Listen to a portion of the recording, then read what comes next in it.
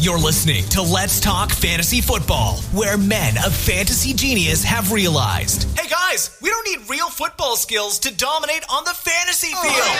Yeah. So slap on your pads and grab your helmet. Shit's about to get real. Welcome back, ladies and gentlemen, to another edition of Let's Talk Fantasy Football. I'm your host tonight. My name is Nick Walsh, and I am here with my wonderful co-host, Vinny Gonzalez. Vinny, what's up, dude? Howdy, Walsh. Nothing much, man. I'm ready to tackle the rest of week 3. Yeah, we got 8 more games to do. Seems like a lot. We're going to make it fly by in no time. It's going to be so smooth to your ears, so buttery. What other weird adjectives can I use? Juicy. Juicy. It's going to be real sexual for your ears. Tantalizing. Tantalizing. That's a good one. Yeah, well, I think we'll keep it at that. Anyway, we're doing the second half of the week 3 preview tonight. If you didn't listen to part 1, make sure you go back and do that. And also, if you missed the recap of week 2, that was Don and Trek. It was fucking sweet. Go back and listen to it. But before we do get into these games, Vin, we do want to let you guys know that this podcast is brought to you courtesy of MyBookie. At the end of a hard week at work, you're tired, you're sick and tired of your boss. Think about how great it would be to just punch him in his stupid face. And you sit down on Sunday, you take a load off, you get down in your recliner, and you watch some football. There's nothing better. There really is nothing better. Do you think they'll like that read? I don't know. We'll see. Anyway. Your boss or MyBookie? MyBookie. Maybe either. I mean, my boss probably won't like it. I don't think my boss listens to this. Anyway. Not being sure is a good thing. No matter what, guys, football on Sunday is the best thing in the world. You got game-winning touchdowns on 2-minute drives. You got receivers racing down the sidelines with no one to stop them except one guy. And, oh, wow, it's the punter. And, oh, no, he missed him. There's really nothing else like the NFL. There's no better way to make the games even more exciting than to bet on them. We love having money on the games. It's great. So do the smart thing. Go to mybookie.ag because no one gives you more ways to win than they do. MyBookie's got the fastest payouts and better lines than any other sports book. And don't forget, guys, where you're betting is just as important as who you're betting on. And mybookie.ag is the best in the business. It's where me and Vinny play, and it's where you should too. We are very happy to have them as the sponsor, so thank you to MyBookie. Make sure you are checking them out placing your bets there. They're the best place to do it. Vin, we got 8 games. The first one fucking sucks, but we're going to go through all of them. We're going to let you guys know the plays that you need to, and we're going to get real drunk. All right. Miami at Dallas. Dallas is a 21-point favorite. The over-under, I did not put the over-under down. I don't think it's terribly important because Dallas is a 21-point favorite. How do you project these Miami games? We talked about it in the last one. Like, I really have no idea, like, what to think here. Miami hasn't had anyone who's fantasy usable. Does that change for you this game? No, not at all. And, like, are you ever really going to feel good about that shit ever? No. No. The team is tanking regardless of, like, what the talent that is currently on the team wants to do. They're making it impossible to win, basically. So, and I was just about to say, until we see, like, someone do something, no, never. Not this year. Just don't worry about it. Drop everyone you have. Except for maybe Kenyon Drake, who might get traded.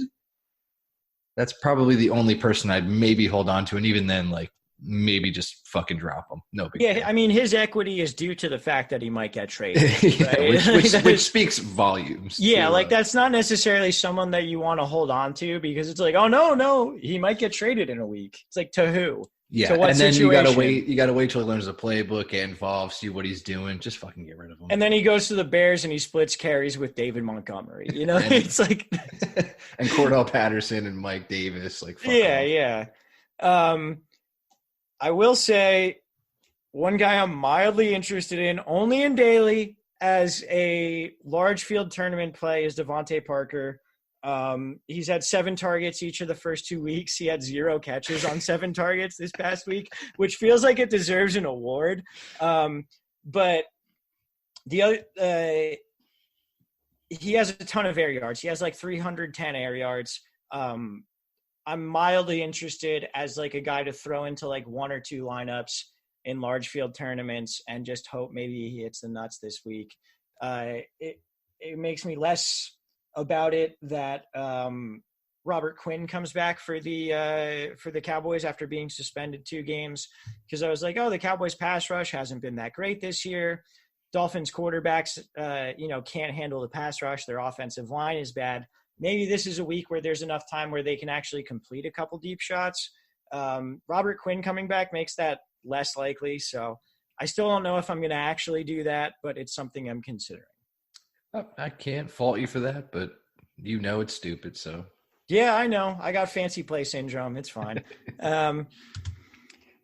Dallas side of the ball, let's do the run game first. Zeke had 21 carries this past week, I believe. I have his stats somewhere. I think you're right. 21 carries, over 100 yards. Does that sound right? Yep. 23 carries, 111 yards, 1 touchdown. Tony Pollard, only 4 carries for 22 yards. Great spot for Zeke. You weren't going to sit him anyway, but very good spot for him. And after week 1, where it was like his usage was a little concerning, I think we can put that to bed. Yeah, definitely. I mean, he was only going to get more involved, and I think the week 1 was sort of just like we're going to fuck the Giants up anyway, slap on the wrist, like fuck you for holding out, and then right back to business as usual, 20-plus touches for Zeke, no problem. That continues this week. Like how you were talking about projecting these Dolphin and Jets games, Jets for the foreseeable future, Miami for the rest of the season. I feel like running back is like the guarantee, and then the rest is like kind of a shotgun spread. Like, will this guy land a touchdown early because they're going to blow this fucking team out? So I think the dependability is definitely on the running back. Zeke is going to fucking eat. I forget who I said was going to be running back 1, but I feel like it's just going to be Zeke now. Who did we? Oh, Dalvin Cook was who we said. Yes. That could happen too, but Zeke is definitely preferred. See, I like Cook better than Zeke this week, but I think Zeke is right there. I think it's a very, very close discussion. In the passing game, we got Michael Gallup out 2 to 4 weeks. They're like shaving something off his MCL or something. Meniscus. They're trimming it. I get mine trimmed every once in a while, but yeah, I mean, you got to trim up your meniscus, right? I talked in the first podcast how I fucked up my sideburns. I hope they don't fuck up his meniscus the same way. It's like, oh shit! I thought this was a number 4. It's a number 1. You don't have a leg. It's a terrible joke. I'm like ashamed of that bit. Yeah, I'm ashamed of like how much fun I had telling that joke. Anyway, Gallup's going to be out, so we've got Amari Cooper, we've got Randall Cobb in the slot, and then it appears Devin Smith is going to be the other wide receiver who. I had to be like, this week I was like, I don't know who the fuck Devin Smith is. And then one of my coworkers. Hasn't he been in the league for like 8 years? So you're going to remember him when I say this. Devin Smith was the 2nd-round pick for the Jets in 2016, and he was full of promise and got hurt every year. I mean, fuck. He's a burner. He went to Ohio State. You can tell he's a burner from the fact that he had the 51-yard touchdown this past week. He's going to take that Gallup role, which is a deep threat role. And it's a role that's been getting a lot of targets. I'm like not against playing Devin Smith. I know it's a low floor option, but I think I don't know that Cobb's role changes at all. I don't know that Cooper's role changes at all. I think Devin Smith gets an enhanced role here. Enhanced, sure, but it's kind of weird. In this Miami game, like, I don't want to bet on that. If in a more competitive game, I think I would. I feel like I would stay with, like, safer plays, Cooper, Randall Cobb. I don't know if I'm willing to make the jump immediately to Devin Smith. And Gallup's going to be out, like, a couple of weeks, so Devin Smith could get his opportunities. Pick him up if you want to. You can even play him this week, like you said. It could hit. It could not. But I feel like with this week, we'll see what the fuck they want to do, perhaps. But I'm not willing to bet on it. That's definitely fair. Like I said, I have a lot of trouble projecting these games. I don't think Smith is a safe play by any means. I don't think any of these wide receivers are a safe play. But that's also a very good point. They all have a lot of upside. Smith definitely is the lowest floor of all of them. I will definitely give you that. Not necessarily for this game where we project a blowout, but is it time to consider Jason Witten as a streamer? He's had 4 targets in each of the first 2 weeks and a touchdown. I've been hitting my I keep betting on Jason Witten to score touchdowns, and I love it. It's hit every week. The reason I did it week 1 is because what's his name was suspended, and now I'm just like, yeah, give me that every week, like Jason Witten. Yeah, I mean, he's gonna finish the year with like 13 touchdowns, and I'm gonna have $200. It's only like $5 bets, $10 bets, like it's whatever. But it's been hilarious every time. I just laugh. I'm just like, yeah, fuck you, bookie. It's funny. Wonderful. But yeah, I would like. Let me put it this way: if you're looking at like that stupid, like I'm putting this guy in, like he has to catch a touchdown to pay off. Are you going to play Jason Witten or Eric Ebron? Witten. Right. Exactly. Answer your own question. Boom. Witten can be streamable. Yeah, and I think particularly as we get into bye weeks and that sort of thing where you really do get desperate with tight ends to the point where it's like, oh, fuck, this guy's going to have 2 catches. I hope he gets a touchdown. Like, Witten becomes very usable at that point. Witten is that guy. You can just throw him in. I can't wait to hammer that this week too. Yeah, you're probably going to win that again. Touchdown.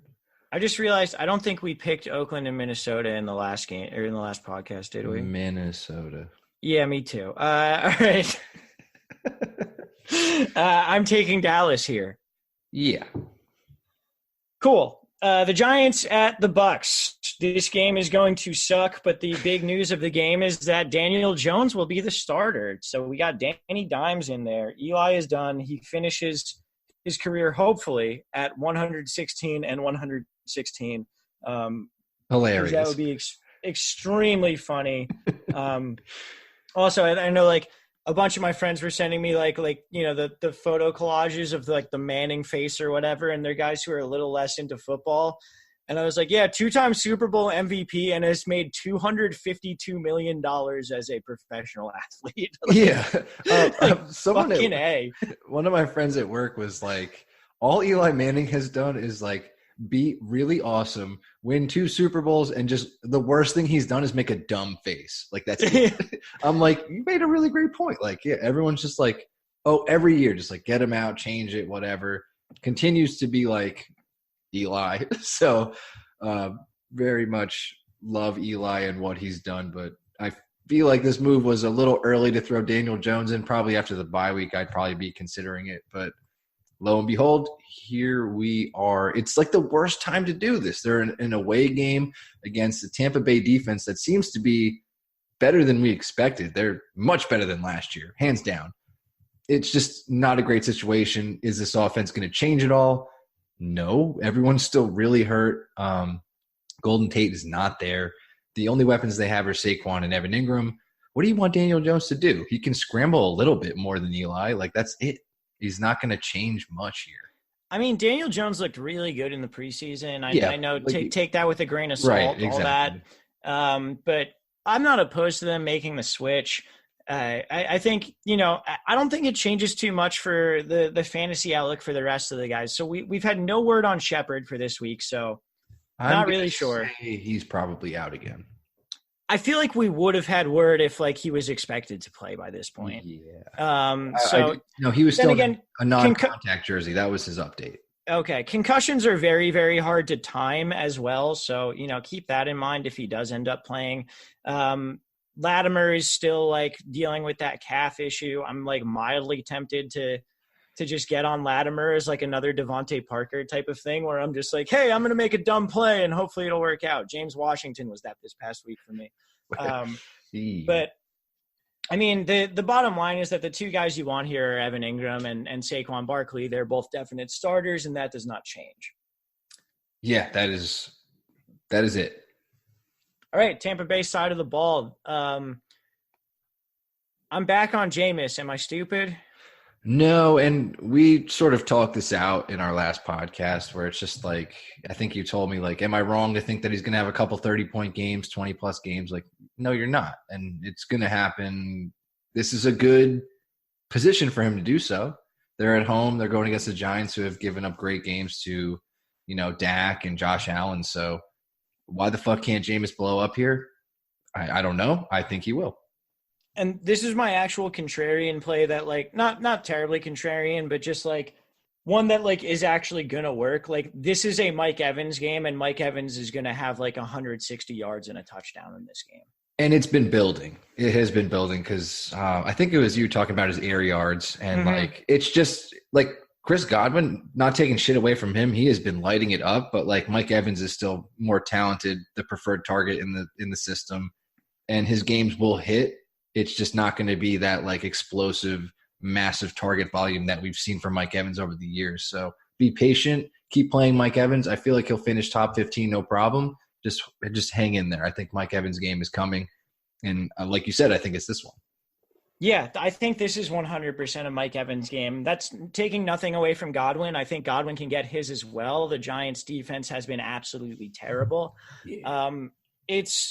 It's really a game where both of them can eat, and I think this is where, you said Evans will be finished top 15, no problem. Like, it's going to be a lot wider of a range week to week than Godwin is. Godwin's probably going to be somewhere between, in full point PPR, like 10 and 25 points. And Mike Evans is going to be somewhere between 5 and 35 points, So, yeah. So it's one of those. I think this is closer to the 35 points type of game from Mike Evans. If you're considering benching him after 2 weeks of him not performing, please do not. You're going to regret it. Don't trade him either. If you have him, keep him. No. If anything, you should be trying to trade for him. Yes, exactly. Buy low. We've said that for the whole season so far, actually. Week 1 and 2, just buy low on Mike Evans. And hopefully it pays off here. Yeah, I think the question in this past game is O.J. Howard because no targets. Bruce Arians kind of gave. Did you see his like cryptic message? He was like, yes, the balls will come. Like, that's right, Bruce. The balls will come. Ha. I just thought of Spaceballs. I was like, that's a perfect line. But yeah, why didn't Spaceballs use that line? I don't know. Maybe it's too easy. Nothing's too easy for that movie. Anyway. Very true. But I can you bank on this? No. Like, I would almost be looking to play Jason Witten over O.J. Howard. Could O.J. Howard have a great game? Yeah. Could Jason Witten have a touchdown? Maybe.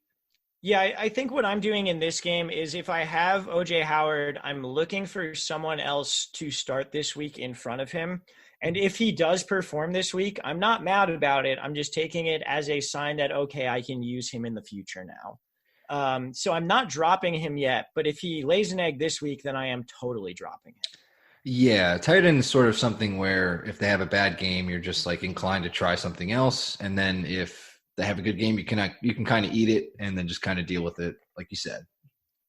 He's still on your team, so yeah. Do you buy Peyton Barber? Fuck no. I don't buy this run game at all. I don't buy Peyton Barber for shit. I don't think Ronald Jones is that good either. I'm just staying away like the whole time. I don't have a preferred play. Could either of them have a good game? Yeah. It's just like the carry shares have been too off and it's only been 2 fucking weeks. So I'm just like, I'm tired of it already. I'm like, I'm not going to try to figure this out. Okay. Yeah. If I was going to play one of them, it would be Peyton Barber. This theoretically should be a good matchup for him and a 6.5 point favorite. The Giants defense is bad, all these things. So I wouldn't be surprised if Peyton Barber performs. I don't think it's the worst start you could make. I'm also not actively trying to make it. Peyton Barber or Damian Williams? Damian Williams. Hey, we made it. Hell yeah, baby. Me choosing Peyton Barber there would have been like peak me, drunk and stubborn. You know? I'm glad we hit this game right now. Perfect. Yeah, if you caught me in another 30 minutes, maybe Peyton Barber. All right, I'm taking Tampa Bay. Yes, sir. All right, Carolina at Arizona. Carolina, I actually haven't checked this point total since the news came out that Cam may not start. So, I mean, previously it was a 2.5 point favorite for Carolina, and the over-under was 46.5. I'm trying to look it up on my phone right now. Currently Arizona is a 1.5 point favorite, and the over-under is 45. So the big news here is obviously that Cam is not likely to play. Kyle Allen is likely to start. Will Grier not likely to start. But I'm kind of talking myself into Kyle Allen now. Nah, dude, just stop. No, because he beat out Kyler Murray for a job at A&M, and then they both transferred. He went to Houston, and he was sick, and then he was undrafted. And then last year in Week 17, he had a pretty good start for the Panthers. I'm kind of in on Kyle Allen. He's willing to throw the ball down the field. Kyle Allen to Curtis Samuel, Stackson Daly. Am I I'm gonna lose a bunch of money, aren't I? Yeah, that's really bad, dude. I mean, Daly's one thing. That's fine. You can take a shot. Real life fantasy, it's like no. I just. Well, yeah, I'm not picking him up in my fucking season-long league. No, I didn't mean picking him up, but like you're still comfortable playing like DJ Moore and Curtis Samuel. Yeah, so there's been a lot of talk about how Cam being out downgrades every other play. I think that's like nonsense because he's been playing like shit. Cam's been terrible. Like you can't say that Cam's been terrible and then say the backup that they're bringing in like really downgrades them from the guy who's been like the worst starting quarterback in the NFL so far this year.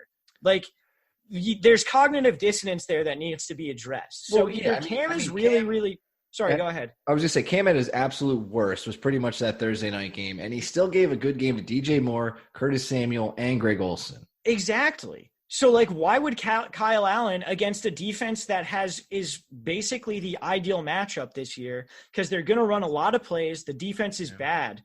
Like, this is a great matchup. I don't think it downgrades, and I mean this going forward too. Like, I don't think it really downgrades McCaffrey, Samuel, Moore. Maybe Olsen just because of the chemistry between Cam and Olsen throughout the years. Maybe it downgrades him. But, like, the rest of the offense, I don't see where there's a downgrade unless Kyle Allen is, like, the worst starting quarterback of all time. Which he could be. Who knows? But he was pretty good in Week 17 last year. What does that even mean? Not a lot. Absolutely nothing. What is that shit? Shut up, dude. I think the only person that is, like, absolutely okay and that everyone is going to play is McCaffrey. If you want to sit DJ Moore, if you want to sit Curtis Samuel, I totally get what the fuck you're doing. Greg Olsen, I think you're still going to roll out just because tight end is so bad, and he's been a safety blanket his whole career, so no problem there. The DJ Moore thing, Curtis Samuel, I'm not feeling safe. You can roll them out there like you're saying. You have way more confidence than I expected. Yeah, I don't think like you should feel safe about it. I just think there's a ton of upside. Because like if we all think that Cam was awful last week, which he was. And, like, DJ Moore still got 18 fantasy points and Curtis Samuel still got 14 fantasy points, then if we have, like, a baseline average quarterback performance against this defense that's a way better matchup, then we should love both of them.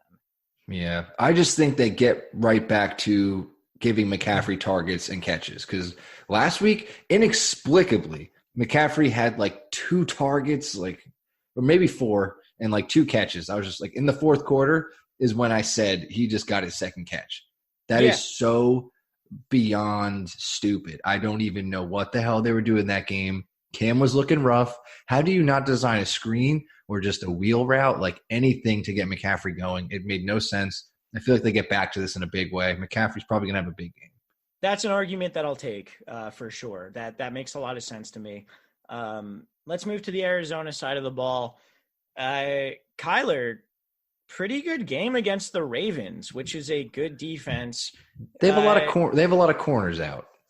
Yeah, but still, like. Oh no, he did a good job, and I think Kyler. I've probably been disrespecting a lot on the podcast probably since we started, and he's been putting disrespecting Kyler on the block, dude. I know, dude. I'm sorry.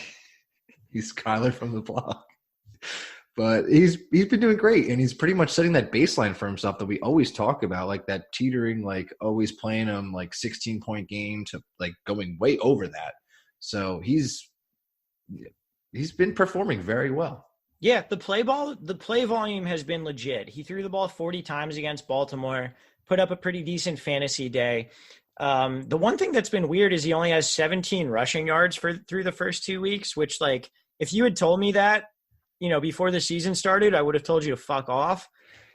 He does that thing like Baker does. Like, he takes the snap, his first read's not there, and he'll immediately run 20 yards backwards. I'm like, what are you doing? It's one of those. So, like, I think once they get more, like, he gets more, in tune with what the fuck's going on, I think he'll figure out how to, rush for positive yards. Okay, fair enough. In terms of his receivers, Larry Fitzgerald and Christian Kirk are both like extremely legit, and they both play in the slot, so that James Bradbury will not likely be on them, which he's Carolina's number one corner.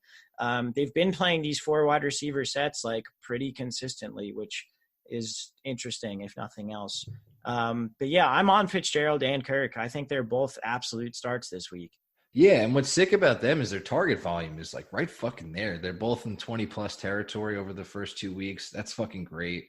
And both perform pretty well. And Arizona has not looked great at times, and then when they do look great, it's very fantasy plus. So I'm really liking those two.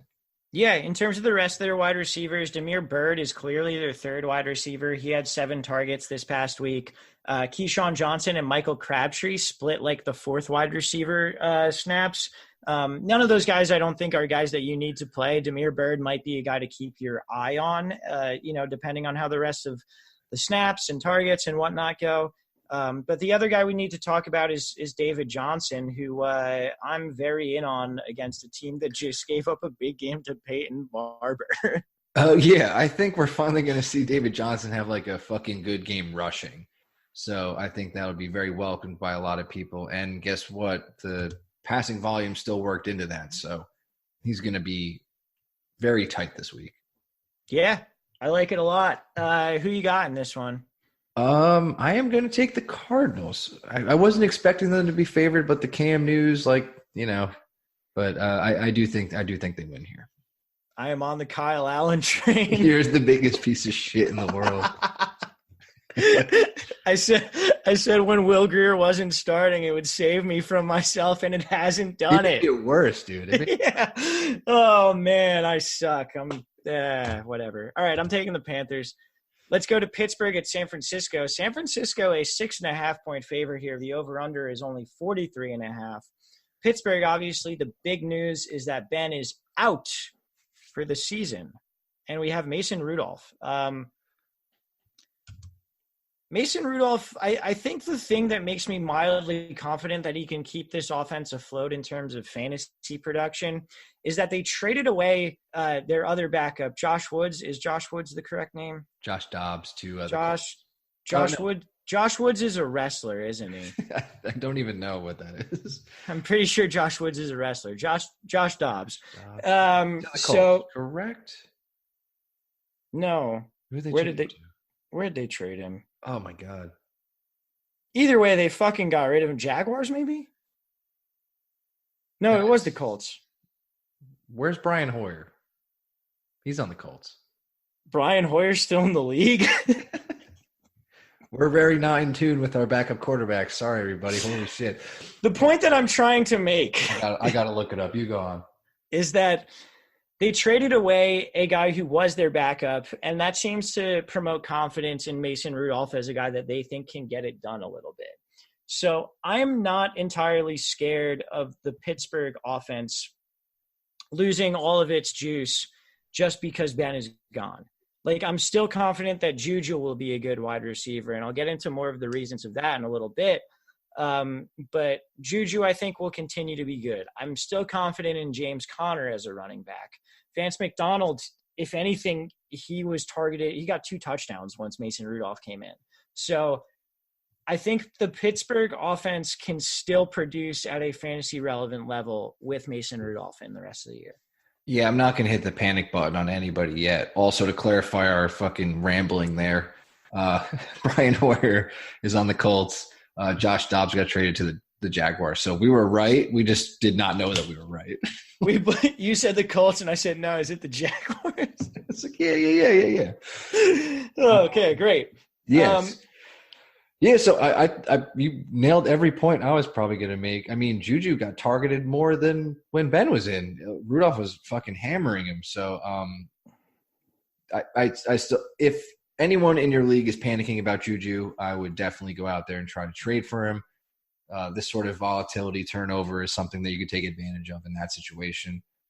Walsh, I did want to ask you, Mason Rudolph and James Washington preseason hookups all the time. Do we see that correlate to the upcoming actual games? And is James Washington, he might be on the waiver wire, you might have drafted him as a flyer. What would you be doing with James Washington, and where are your expectations there in this offense with Rudolph leading? So I'm not sure what to expect, but I'm adding him if he's available, just speculatively. And if I have him, I'm holding him. I'm not trying to let someone talk me into a trade there. I think what's interesting is sort of when Rudolph came in, and part of this is because Moncrief had that ball that went off his hands and then off his helmet and then got picked. He sucks.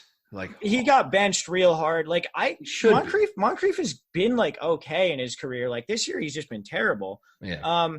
But also when that happened too. So before, what they were doing was Juju and Moncrief on the outside, and then Ryan Switzer in the slot. And then sort of what they did when they brought in Rudolph, weirdly, was they benched Moncrief. They brought in Washington. They kicked Juju into the slot, and they put Deontay Johnson on the outside. So now potentially we have an entirely different receiver core. And I think if they're actually going to permanently kick Juju back inside, this is a good thing for Juju, because we've only seen Juju produce as a top wide receiver, as a slot receiver. So if we've got him back in the slot, which again, we'll know for sure this next week, we'll be able to look at all those snaps and see where he lined up and everything. But if Juju's back in the slot, this is only good for him. And in terms of Washington and Johnson, speculative ads, sure. I really don't know. I want to see what happens this week. Yeah, I would say definitely lean Washington. I mean, they tried to even get him involved when Ben was in, so that's probably my go-to. Deontay Johnson, I'm going to wait. Fair enough. Vance, are you still in on Vance? I would love to be. It's just, I mean, if you have Vance, I'm pretty sure you're playing Vance. Yeah, exactly. If you drafted him, you're playing him. Unless you picked up Darren Waller, there's no one else who you would have picked up who you're confident enough to start over him. Would you start Hawkinson over him? Fuck no. Okay, good. I wanted to draw that line in the sand to show. Yeah, roll Vance, baby. Okay. Did we talked about Connor? He's a little bit hurt. He's expected to go. You got to keep playing him. Right? Yeah, definitely. It's funny. Don traded for Connor, and I made a joke. I'm like, you want to shore that up with a Jalen Samuel trade? Because I have Jalen Samuel. And, I got no response whatsoever, which is totally, I get that. But Connor looking a little rough with the injury stuff. Yeah, keep rolling Connor. But Jalen Samuels, I think if you own Connor, you should definitely either try to obtain him, take him off the waiver wire, or just make sure you're set there, because what we've seen from Connor is he will break down eventually. It has happened already week 2. He's got a knee issue. He didn't practice today. It's Wednesday. So he says he's going to play. I believe him, but is his durability in question once again? Yeah, for sure. So up your investments, make sure you have a backup plan there. And he's a guy we saw break down a little bit last year throughout the year. Exactly. In terms of this week and the practice reports, what I read today is that they don't want to have him practice the entire week, but they still plan on playing him. So if it's Friday and you see he hasn't practiced, do not panic, because it's what they said they want to do. If the dude is active, he's going. Yeah, exactly. If James Conner is active, you are playing him. He should be good. That being said, the San Francisco defense is a little bit better than we expected, I think. And if we move to the San Francisco side of the ball, I think their offense is going to be pretty good here too. Because Pittsburgh just traded for Minkah Fitzpatrick. He's expected to take over at safety. I think that'll help their defense, but I don't think it'll be, a complete game changer. And their defense has been pretty bad so far. So are you comfortable starting Garoppolo this week? I mean, no, I'm not comfortable, but like I could see him having a good game, to put it that way. Like an 18-point game would not surprise me. I don't know about over. So in terms of guys that are available, like if Josh Allen is available, I'm playing him. I think Jameis. I think Jameis and Garoppolo are kind of a toss-up for me. I will take Jameis. Okay. Dude, I don't like Shanahan and the shit he pulls. Like, I don't like it. Okay, that's fair. That's definitely fair. And I mean, the Giants is like the nut matchup besides Miami, pretty much. So, I mean, yeah, that's definitely fair. Yeah. But I think Garoppolo is not in a bad spot this week. I wouldn't be surprised to see him have a good game.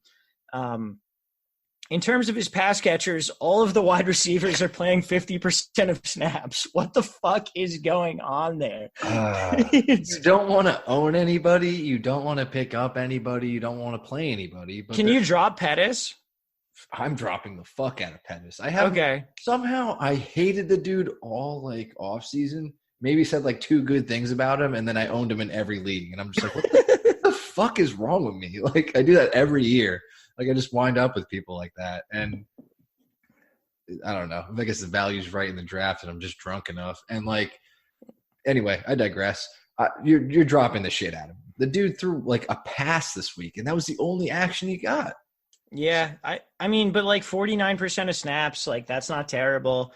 Deebo Samuel had his snaps drop and his routes run drop, and he somehow got more targets and more fantasy points and a touchdown. So Shanahan is a douche, dude. I don't give a fuck. Like, I don't care if Pettis is like wide receiver 10. Like, get him off my team. I'm not playing him. Yeah, and I mean, it seems like Taywan Taylor and Jalen Hurd are getting healthy too. So expect them to rotate in for 30% of snaps or whatever. Yeah, dude. I can't wait till Kyle Juszczyk has a 40-point game. Like, I don't give a fuck about like any of these guys. Like, I can't even stand predicting any of this. In the past game, are you still staying confident in Kittle? He's the rock. Like, that's all you got. The one thing is for sure that Kyle Shanahan won't fuck around with is that he is going to get his like 8 to 10 targets a game. Kittle's he's so good. Yeah, he also choked the shit out of Drake Kirkpatrick. That was really funny. He's like my new Pac-Man Jones. Like, I don't like him, and he's not doing a great job. And then to see Kittle just like choke and throw him made me laugh. Yeah, Kittle's a really good player. He didn't get the usage we wanted this past week, but it is going to happen. Do not give up on him. It will still be there. Their running back breakdown was super fucking weird. Let me see. I think I have notes on this, and if I don't, I apologize. But basically, through a couple of quarters, I do have it. So the running back split overall was Matt Breida got 12 carries, 121 yards, 1 catch for 11 yards. Raheem Mostert got 13 carries for 83 yards, 4 targets, 3 catches, 68 yards, and a touchdown. And then Jeff Wilson got 10 carries for 34 yards and 2 touchdowns. All in the red zone. Jeff Wilson barely played until like the second half. He had 2 carries before like the fourth quarter. So keep that in mind. They also said they want Jeff Wilson to be their primary red zone back, and they want Raheem Mostert to be their primary pass catching back. But Matt Breida's really fucking good too. So, like, what do we do with this? I'm trading whatever guy I have. If you have Matt Breida, trade him. Raheem Mostert, I don't know, find a sucker. I don't care. Jeff Wilson, like, what the hell? That was a guy you were like, he's not going to be on this team. He was on the practice squad until 2 days before the game. Exactly. Coleman gets hurt. Obviously, that changes some stuff. But, like, holy shit, dude. They'll do anything. And Kyle Shanahan will do anything to I hate doing this, but like he'll fuck fantasy people over, and like it doesn't matter because he's winning games and doing it right. He uses these guys to their ability. But when we're looking at this, like I don't want Matt Breida on my team. I don't want Raheem Mostert on my team.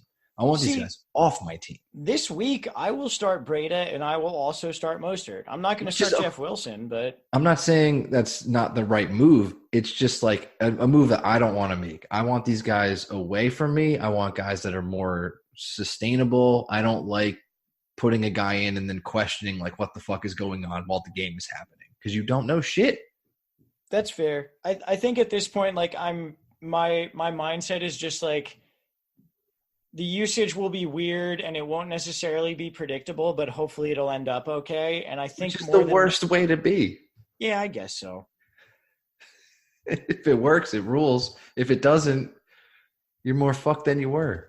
Yeah, it is what it is. I mean, I'm still on Breida for sure. Until Coleman gets back, and then who knows what happens. Yeah, but when Coleman gets back, this whole thing goes into like turmoil real hard. Trade everyone. I'll stand by that until that's it. Even when Coleman gets back, trade Coleman. Yeah. I don't like any of these guys. All right, well, who you got in this game?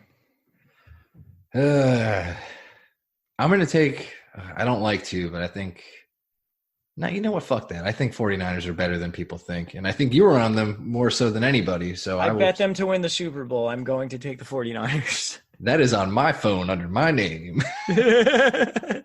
So, yeah, I'll take 49ers as well. All right. Vinny, before we take a quick break, we want to remind you guys that we are here courtesy of MyBookie. So if you're the kind of guy that likes to bet a little and win a lot, make sure to try a parlay. If all your picks come through, you'll multiply your winnings. And no matter how you bet, the NFL season is the best time of the year. So please go to mybookie.ag. Promo code Let's Talk gets you a 100% sign-up bonus up to $1K. We love doing that, and we will be back with 4 more games to close out the week.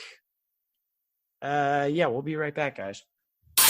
You're listening to Let's Talk Fantasy Football, home of the brutally honest fantasy advice you've always needed. All right, guys, we are back. We got 4 more games to get through, and then we will let you go for the week. Again, if you haven't heard, I don't know why I'm telling you guys this midway through. I don't need to do that. Fucking stupid. Vinny, I have a question for you. Yes. Have you ever cut a pair of sweatpants into shorts? Me personally, maybe once. I did it with 2 pairs of sweatpants this week, and it's like the greatest thing in the world. I'm wearing them currently. They're incredible. Yeah, I mean, I lived with Kyle, and that was just like, he was like the innovator of sweat shorts. So Right. That's fair. It was kind of something I saw. I'm like, wow, that's sweet. I can't pull that off, and I think I'm just like, I enjoyed watching him be comfortable more so than me personally wearing them. Okay, that's fair. I did it, and like I can't believe it took me 28 years to start doing this. Did you know you can buy just sweat shorts? Like it's probably not the same, but yeah, I feel like that's faking the funk a little bit. But definitely not as like hip or stylish or cool, but they are purchasable. Yeah, I'm gonna go outside later in my macro made sweat shorts and smoke a cigarette and stare at women. Hello. Anyway, like I said, we got 4 games left. We're gonna try and get through them, and we'll let you guys out of here. So we got Houston at the Chargers. The Chargers are a 3-point favorite. The over-under here is 48. Houston was pretty disappointing, like in all facets of the game besides Carlos Hyde, weirdly. This past Say that again. Do we think they make a rebound here against the Chargers, who, we are a pretty formidable defense, I think, but like maybe not. I don't know. They haven't been this year. Like I really have a hard time gauging this game. So like without Derwin James, like they should be worse than they are, and they've been okay. I mean, they've held Brissett, they've held Matthew Stafford, whatever. I think Deshaun Watson comes in and fucks them around. Like I think that's what's going to happen. It's probably going to be a low key shootout of the week. And I think that Watson is going to benefit massively. Okay, that's fair. My one concern is that the Chargers defense the best facet of it has been their getting pressure on the quarterback. And the Texans line sucks ass. So they love letting people pressure him.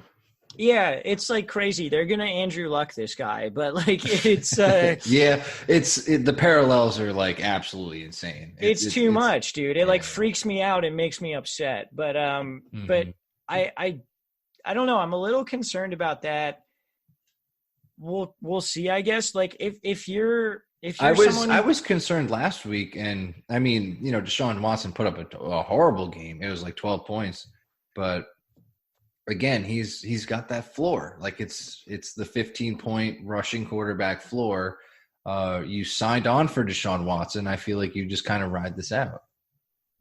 Yeah. Okay, that's fair. There's one guy in my work league. He drafted Watson and Jackson, and he just keeps starting Watson over Jackson, and it's like, you're fucking yourself, dude. That's rough. I mean, I have Watson and Brady, and I thought I was a piece of shit. That guy's had a rough go for the first 2 weeks. So if we're talking about playing Watson, then what do you think about his pass catchers? Because honestly, Hopkins and Fuller have both been a little bit disappointing. Hopkins has dropped a lot of passes, which has been very weird. I mean, he drew Jalen Ramsey. They've gone back and forth with who's having the better game of who. It just happened to be Ramsey, who dropped a pick last week, which was ridiculous, right in the breadbasket. But I mean, Hopkins, you're not he'll be fine, no problem. Will Fuller, I think he'll also be fine. He's seen 10 targets over the first 2 weeks. He's dropped a couple that could have been big gains in the Jacksonville game. Had a really good game against the Saints. That big Will Fuller game is coming, and DeAndre Hopkins just has that built-in floor for Hopkins too. I mean, for Watson, and I just think they're going to have a good outing here. I think they have all facets like going at this one. Yeah, I'm very much on in the camp of do not panic on either one of these guys. They are both big time in terms of guys whose air yards have outperformed their actual yards. And I expect both of those situations to regress in the positive direction. So, I think Hopkins, Fuller, Watson, I think all of those guys have better days to come. If you drafted them and you're panicking a little bit, stop. You'll be fine. This week should be a good week. If not, then the future will continue to have good weeks. Let's talk about Carlos Hyde, man. 20 carries for 90 yards, no targets. He doesn't need them. Dude, he's been efficient as shit. So the one thing, though, is the touchdowns. And I guess if we expect Watson to be better, then we expect more touchdowns. But, like, you can't – in PPR leagues, you can't play a guy who's getting you 90 rushing yards and nothing in the passing game and no touchdowns. I think the only thing it does is it makes Duke Johnson unplayable. You're totally right. It's just like it's so weird that my brain is like, you got to like figure out what Carlos Hyde is worth, and I'm just like, oh shit, I don't want to do that. Like, he's been great at what he's been asked to do, and he came in. He is their number one running back, and Duke Johnson is. Like, we talked about Bill O'Brien not including like, running backs in the passing game. He has stuck to that, and Duke Johnson has done next to Dick in the passing game. And Carlos Hyde has been just pretty much reaping the benefits of moving to this team, and his touchdown upside is always there because this offense is pretty good. But like you said, it's a risky play in PPR because he's not getting any passing work, and then nor is Duke Johnson. So it's tough to play Duke. I think he's sort of in that middling area. If anything happens to Hyde, which is the weirdest thing to say, Duke is pretty invaluable right now. Yeah, it's an interesting call to make. I mean, if you're playing either one, it's definitely Hyde. But we'll kind of see how it breaks down. Just a note in terms of the third wide receiver snaps, it was Kiki Cutie's first game back. Him and Kenny Stills split snaps pretty much as the third wide receiver. I'm interested to see what happens this week because I think Kiki Cutie might, take a step up in terms of snaps. I will say if he's still under 50% snaps after this week, I think you can drop him safely. Them having 4 wide receivers there kind of makes it a little bit harder to project the 2 behind Hopkins and Fuller. Yeah.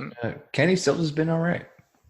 Yeah, he's played pretty well for them. And he's a guy who like he's never going to get the usage really with this team to make him a fantasy option, but he will have some good games. So I guess keep that in mind.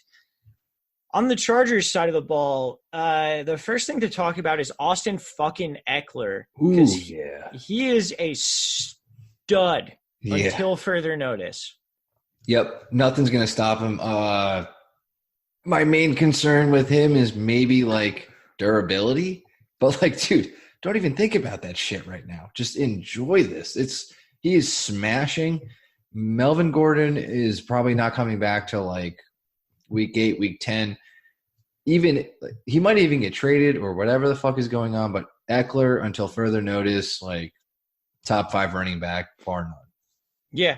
If for whatever reason you are not starting him during the first 2 weeks, please start him this week. Justin Jackson has been like quietly kicking ass.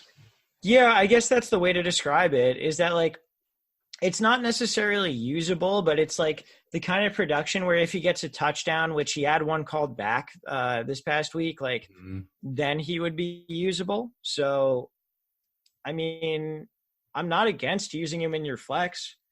Yeah, it's too early, I think, for that. Like, how decimated do you have to be to throw in Jackson? I feel like Jackson. That's true. He's a bye week flex. Yes, he's a bye week flex. He's a hold for sure.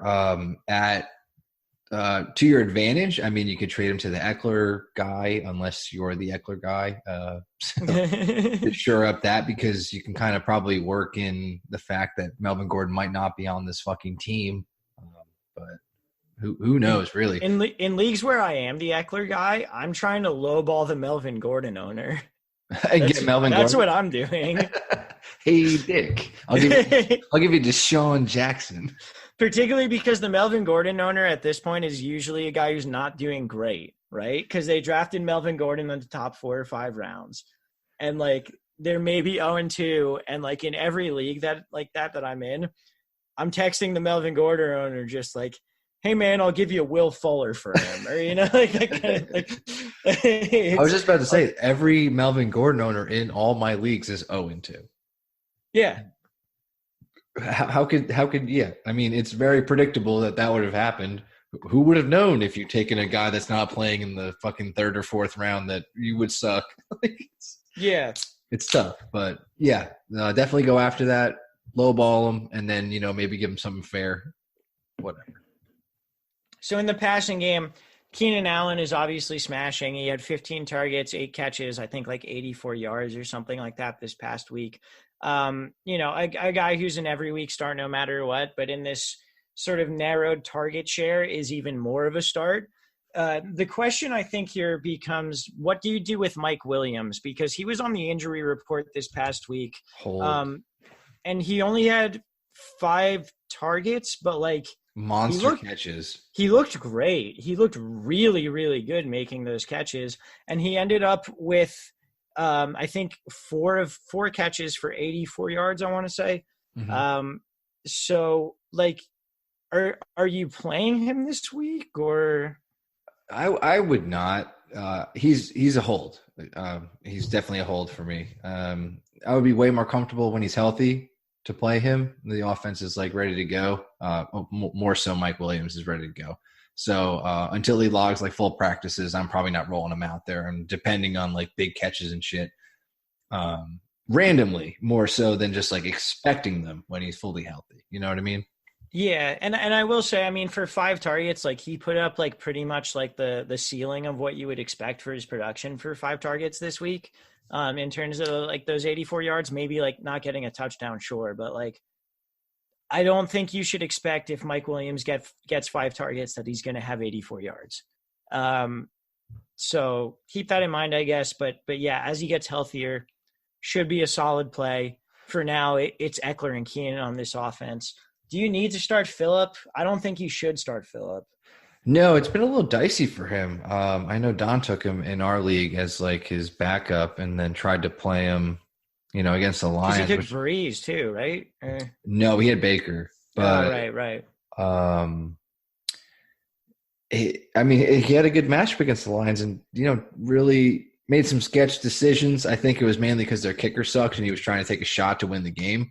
But besides the fact, Phillips' ceiling is kind of limited at this point. So he's pretty much just got a floor. I would not play him. Yeah, I think I'm right there with you on Phillip. Who are you taking in this game? I am going to go with Houston. I'll take the Chargers then. Ooh, all right. I was going to take whoever you didn't take, no matter what. It's almost a toss-up. I just think Deshaun Watson's enough to get it done. Fair enough. Let's move on to New Orleans at Seattle. I feel like this would have been way more fun of a game if Drew Brees was healthy. Fuck. I know. That's the big news of the week, guys. If you haven't heard it, which I'm sure you have, Drew Brees is out. He has a thumb injury. He's out about 6 weeks. So on the New Orleans side of the ball, we have Sean Payton not committing to Teddy necessarily being his starter. The fuck is that? And instead saying that maybe it's Teddy, maybe it's Taysom Hill, maybe it's both of them. I'm worried. I said before I'm not worried about Cam with Kyle Allen. I'm worried about Alvin Kamara and Michael Thomas. More so Kamara, but with Teddy or Taysom Hill starting, I don't know which parts of this offense to trust. Do you? No, you trust none. And Teddy sucks. I don't like Teddy. He looked bad. Oh wait, we need to mention, because Shrek and Don didn't after I said they needed to. A picture came out. I think PFT. Oh, we definitely need to talk about this. Yeah, PFT commenter tweeted out a picture of Teddy. I don't know if it's real or not. I haven't taken the time to look, but it was a picture of him from college, and he's got a huge fucking hog. Just looks like a fucking kickstand. It's a hammer. It's an absolute hammer. He's got a fucking python in his fucking tights. But I'm disappointed Shrek and Don didn't talk about that, because I thought that was really important. Don was definitely way too sad to talk about, like a juicy, delicious. Don talked about Eric Decker having a huge dick 5 minutes after I eulogized my dad on the podcast, and he can't talk about Teddy having a big dick when it comes out. Don is a selfish motherfucker. He cares about his 0-2 team, dude. That's true. All right. Anyway, the point is, apparently Teddy has a huge fucking hammer, but I don't think it's going to make him any better at throwing passes to Michael Thomas and Alvin Kamara. Right. I mean, he's not flipping that thing to shoot balls at them, so not going to do much in the passing game there. Teddy still sucks at quarterback. I have never, when Shrek was always digging on him, I'm just this is weird. I don't understand. He's never been that great. Always been very whatever. Looked really bad coming in. I understand just getting thrust into that game. That was rough. But it's just nothing looked very promising. I will say that. And then Sean Payton coming out and teasing that Taysom Hill might be that guy.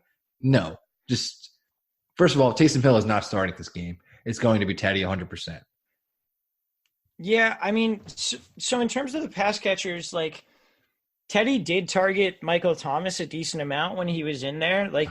Who wouldn't? He's the thing with Michael Thomas is he's always at the line of scrimmage. He's not really running deep. So you have intermediate and low routes, so high target volume. I think Michael Thomas will be okay. It's just Teddy sucks. That's all I got. Yeah. Michael Thomas is the king of 13 targets for 10 catches and 104 yards. That's what he is. Maybe a touchdown. I'm concerned about Kamara because I was all in on Kamara this past week. What were they doing? Latavius was in when Drew Brees was in. That's the thing is, too, I'm concerned about Latavius with this. How do you trust Latavius in an offense led by Teddy Bridgewater? And, for Kamara, he's never going to live up to, the third pick in this offense. No, I'm right there with you. But, what I was saying is, when I guess they were trying to do – it's weird. When they're on the road, they try to run the ball, a lot more than they do at home. Very, very strange shit. I know you were saying like Kamara's the dude. He should have been the dude last week. He didn't do anything, like at all. And I lost $150 on daily fantasy because of it. I'm aware. Exactly. I'm sorry. But like when Breeze was in and they were in the game, like within a touchdown, within a field goal, Latavius Murray was lining up more often than not. And you didn't even see Kamara until the second half. And then when you did, Teddy was in and doing very poorly. So I was very concerned with how they were running the offense, the game plan. I'm sort of out on the Saints right now. I need like a minute. I think Michael Thomas is pretty much the only guy I can depend on. Yeah, I think this is one where I can safely say, like, I need the rest of the week to figure it out. I'm not trusting anyone at this point outside of Michael Thomas. And maybe by Friday I have a different opinion. At this point, I do not. On the Seattle side of the ball, Chris Carson is like doing his best to fumble away the job to Rashad Penny. And like, that's really pissing me off.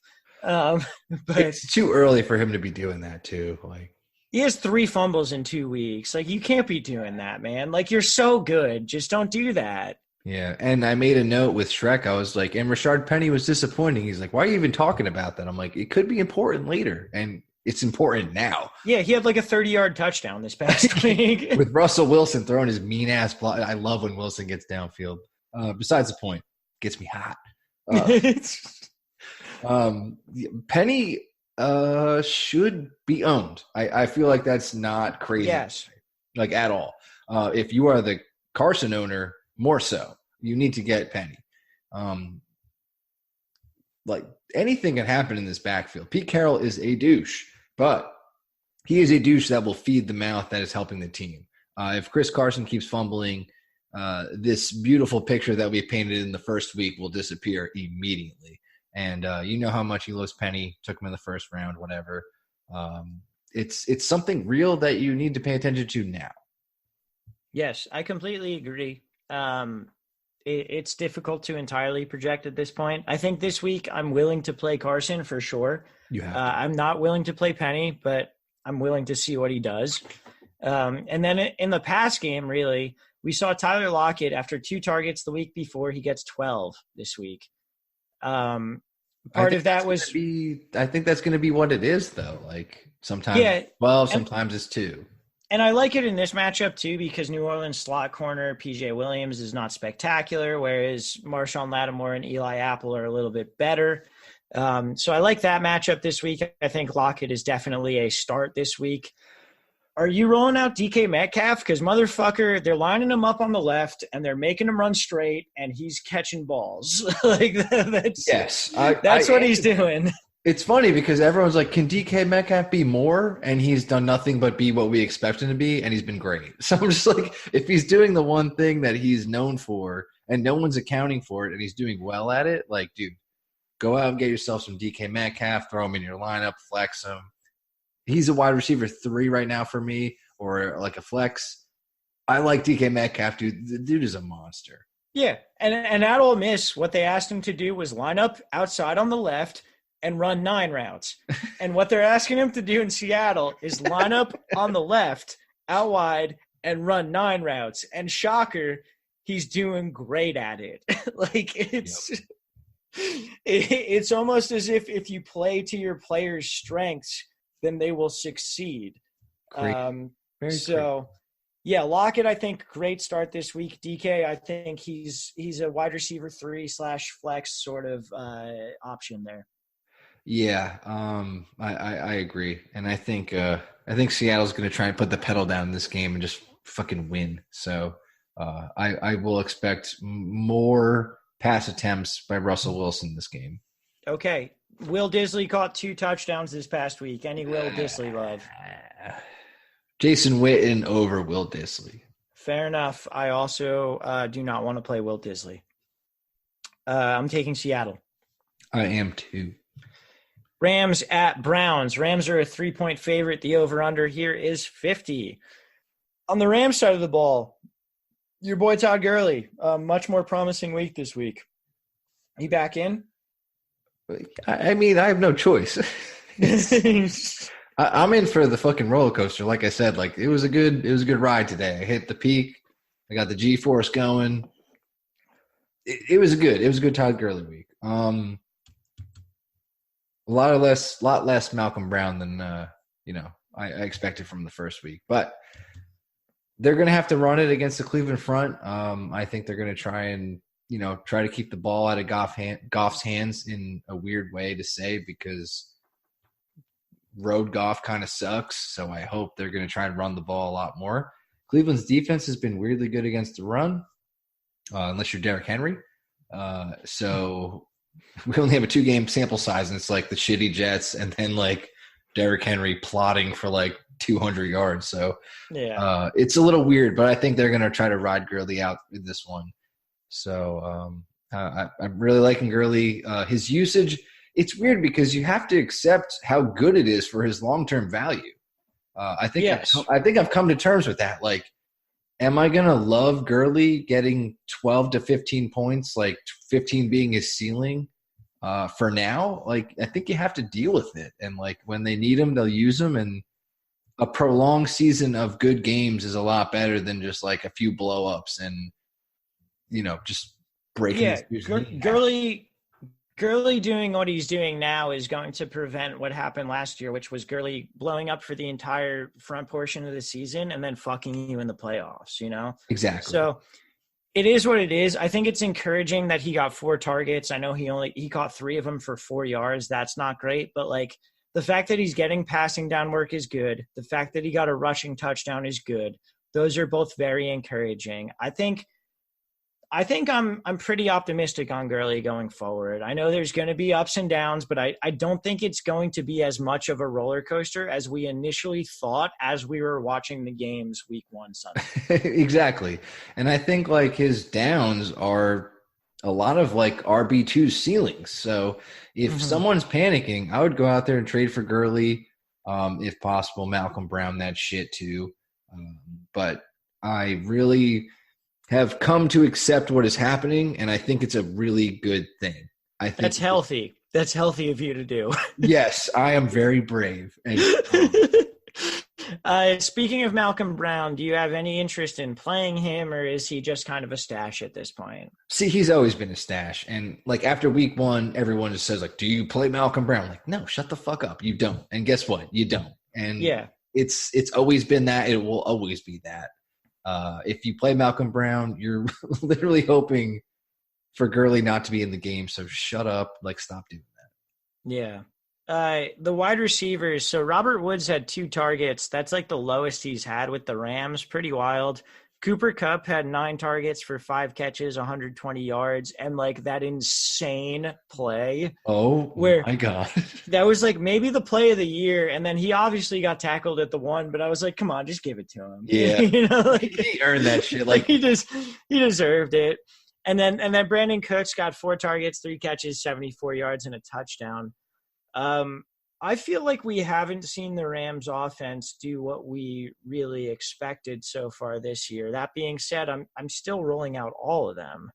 Yeah, you have to. I mean, like Cleveland's done pretty well against the passer with like fucking Denzel Ward and shit. So it's the only thing is they move all these guys around, like Brandon Cooks, Woods, Kupp, like everywhere. They're all plays. You have to play all of them. I'm not concerned about road Goff, really. Cleveland's just been odd. They've been an odd team. Rams have been equally odd on offense, but it's going to be a weird meeting on Sunday Night Football. I think it's going to be very interesting to watch this under the microscope. I'm especially excited to hear Chris Collinsworth. I fucking love him so much. I want to hear him dissect the shit out of this game. That is not sarcastic, like whatsoever. He's my favorite. Yeah, he's the best. He's the best commentator. But not even close. Not even close. And there's that's the thing. He's so polarizing. There are people who'll be like, he fucking sucks, and it's like, you're fucking stupid. But he's not. He's not stupid, is what I mean. I'm so used to defending him. It's weird. Yeah. But yeah, I trust all these guys to have a decent game, at least. Someone is going to poke the ceiling. I don't know who it's going to be, but it is one of them. And hey, guess the fuck what? We knew that drafting any of these three guys. I also think if you can prey on the Robert Woods owner after 2 targets, you should absolutely do that and try and trade for him, like for a bargain. The Robert Woods owner. Well, I can't prey on you then, but maybe I can. I don't know. You can prey on me, dude. All right, let me prey on you. Let me prey on you, bro. No, let's move to the Cleveland side of the ball. Here's the thing. So the Rams coverage has been pretty good. The Rams cornerbacks are pretty good. I don't really know what to expect here. Am I like insane for saying this is just a Jarvis Landry game, or is that like?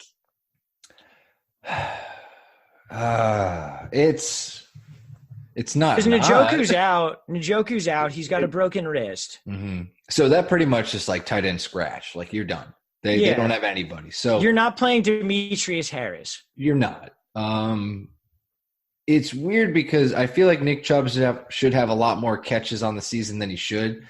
Baker is not taking checkdowns whatsoever. I feel like they're just in their own heads in a weird way where they're just like big plays, big whatever. Like just if they're taking the check down, which was the way they scored the touchdown against like the Jets with Odell taking it to the house, like you have Landry, you have Odell, and you have Chubb. Chubb is fantastic. Odell is elite, and Landry can get it done over the middle. I think they should just run a check down offense, get the yards that they can, and be a lot more efficient. That's just my 2 cents on like what Cleveland's doing. They're trying to take the big play. They should not. Odell can get the big play. So can Landry. So can Chubb. They need to figure the fuck out. I mean, they've clearly not been the offense that we've expected this year. I think we expected Baker to be kind of like an efficiency machine, spreading the ball all over the place. And that's not been what happened, or not been what's happened. I think a lot of that may be that the offensive line isn't as good. We can assign blame wherever we want to, but I think the point here is that Landry, a great play this week. Odell, I think, still a great play, even with the Rams cornerbacks being what they are. Like, he's matchup proof at this point. It's Odell. Yeah, exactly. It's fucking Odell. Baker, like, where in terms of starting, like, Baker over Jameis? I'll do Jameis over Baker. Me too, honest. I think. Yeah, I'm very low on Baker now. I know we did. Like back in June, I was like, yeah, it makes sense for Baker to be like the 4th quarterback drafted. And at the time it did. And now when you're looking at like what's happening, it's not great. Baker looks bad. The offense looks bad. Are they doing enough? Sure. But like when you watch Baker take a hike against fucking the Jets and run 25 yards backwards and try to make a play out of nothing, that could have just been a drop off to Chubb or literally anybody on the offense. Or just take a sack. Or literally take a 5-yard sack, maybe a 2-yard sack, like anything. It's just very alarming. Doesn't look there was a lot of growth or really anything. So I'm like very concerned about Baker. I'm pretty much looking elsewhere at all costs. Fair enough. What about Chubb in this matchup? Like, I'm a big time owner of Chubb, and like, I don't really want to play him here. You have to. I know I have to. I don't want to though. So what's weird about Chubb is he has not absorbed really much of the passing game that we expected him to. He's the only dude there, but like you're getting guys plugging in like, what the fuck was his name? That came in Williams last week, something like that. Anyway. Oh, Dearness Johnson. Johnson. Yeah, he had 4 targets. You know that motherfucker, he played in the AAF, and in the combine he ran a 4.8 40. A 4.8. You just choked on a White Claw. I did. It was really funny. Get that dude the ball in open space. That's so hard.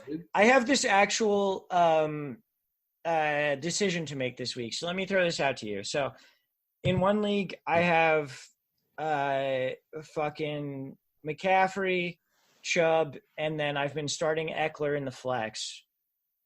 And if I were to move Eckler into my RB2 and then take out Chubb, I could start John Brown over him.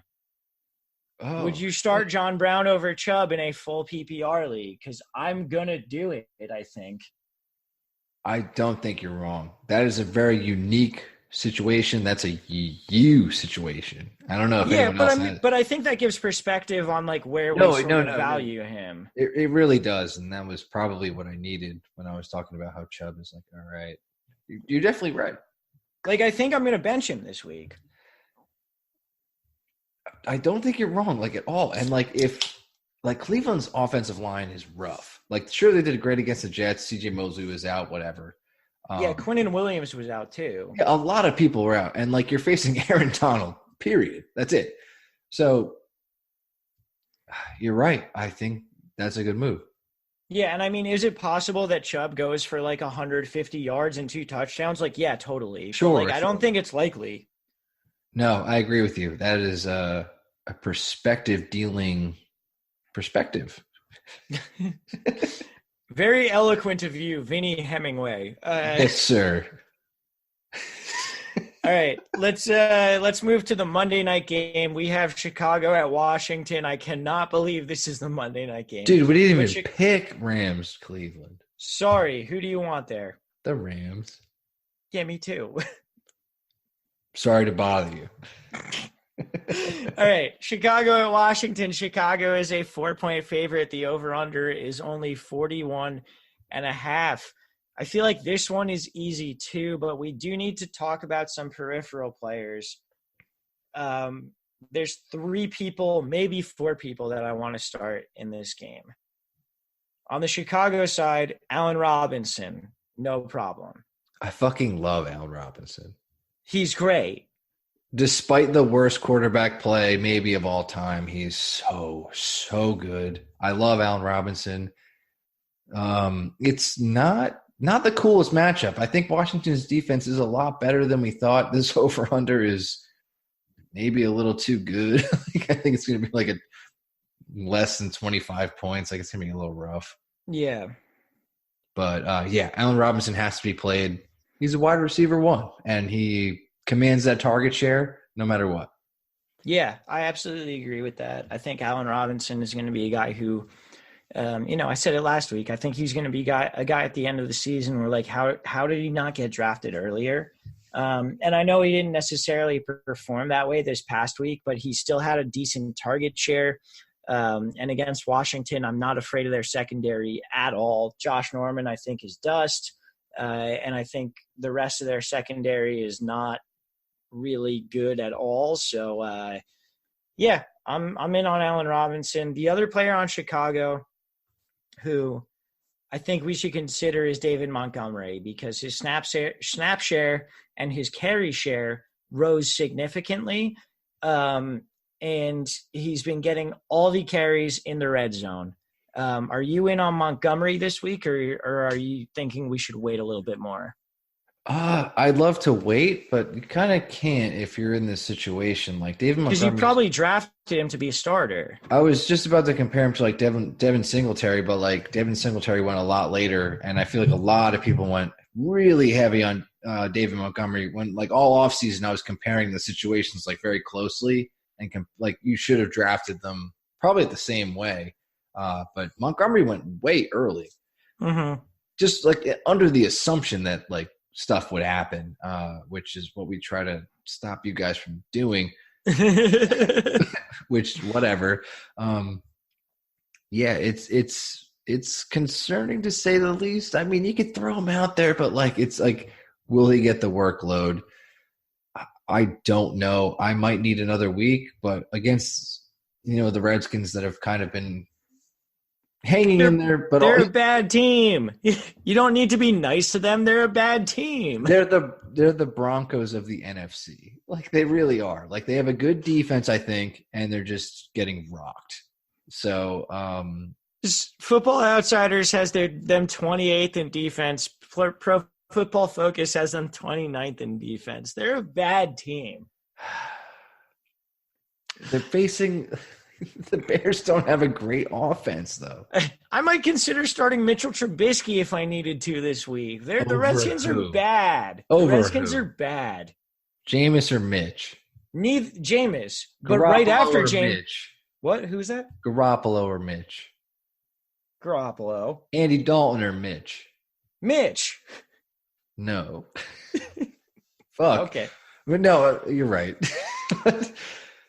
I mean, but that's the general range, right? Sure, yeah. Fuck. Yeah, the Redskins are not good. They're not a good team. They're a bad team. Like, I don't think Montgomery's a bad call this week at all. I mean, the rest of the Bears passing game, like, who knows, because it's all just up in the air. But I mean, Allen Robinson, Montgomery, and then maybe Mitch if you're really, really desperate, I think are fine. Fine. Redskins side of the ball, two guys for me, McLaurin, Thompson. That's it, baby. Yeah. I mean, Terry McLaurin looks like a fucking stud right out the gate. He does.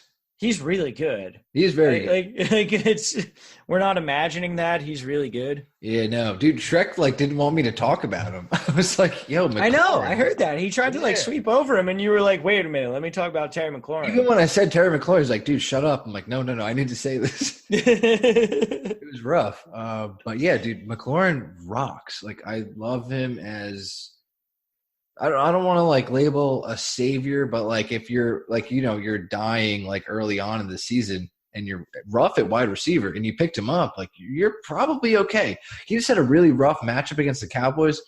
Got another one coming up against the Bears. Emmanuel Sanders was able to do damage. And guess what? McLaurin's out there for like 95% of the snaps. I feel like he can still have a really good game. If you're pushing to a corner and you really need to play him, it's not bad. Let me throw some names at you. DJ Moore or Terry McLaurin? McLaurin. You are probably DJ Moore. I'm kind of on the fence there. There you go. Will Fuller or Terry McLaurin? Will Fuller. Okay. Cooper Kupp or Terry McLaurin? Cooper Kupp. Jarvis Landry or Terry McLaurin? Terry McLaurin. John Ross or Terry McLaurin? Terry McLaurin. Okay. All right. I think that's enough names, but that kind of gives you guys an idea of where we're sitting with him. And then the other guy was Thompson that I said. I mean, like, I think you need to consider him. I know he only had like 4 catches for like 48 yards or whatever it was this past week, but like, particularly in a situation where they're not the favorite, Adrian Peterson is bullshit as a play and as a player. Yeah, so can you believe they played Wendell Smallwood a little bit this past week? They did. What's up with that? I don't think they like AP. I think they want him off their team and they can't get rid of him. Like, dude, Jay Gruden talked so much shit about him. Like, he was inactive. Coach's decision. Week 1. Week 2 does nothing. Barrels into the end zone, whatever. But yeah, they don't like him there. Chris Thompson's games will come if you picked him up. I feel like he's still a flex, like going forward. I love Chris Thompson. Agree with that. PPR floor is built in, no problem. You won't be upset. So, and they're a team that's likely going to be losing in a lot of games, so he has that sort of built-in floor and upside because of that. Yes, absolutely. Well put. All right, Vin, who you got in this one?